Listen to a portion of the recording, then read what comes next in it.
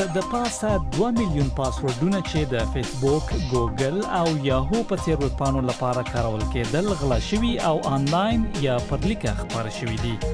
باور د یوې جنایي ډلې دغه جزئیات له داسې کمپیوټرونو ترلاسه کړي وي چې ناوړه سافټویر یا نرم کالی وراوښتی وي.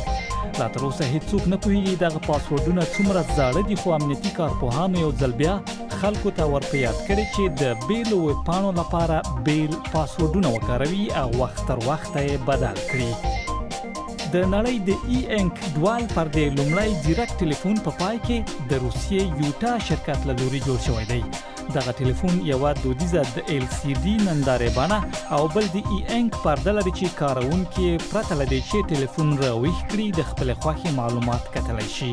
کارپوهانو ویلي دا تر ډیره د بیټرۍ دوام موده زیاتولی شي.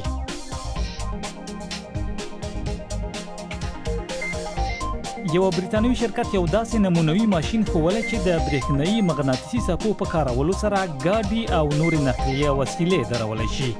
دغه آله د یو ګاډي برېښنایي سیستم ګډوډولو لپاره د رادیويي فریکونسۍ نبضونه کاروي چې ورسره یې ماشین دروي.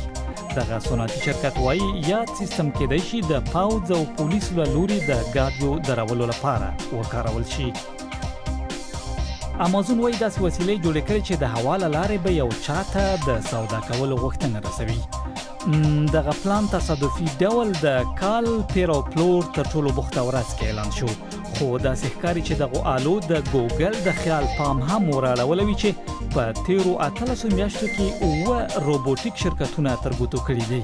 یو یې انډسټریال پرسپشن نومیږي چې د دغه روبوټ تر شا دی.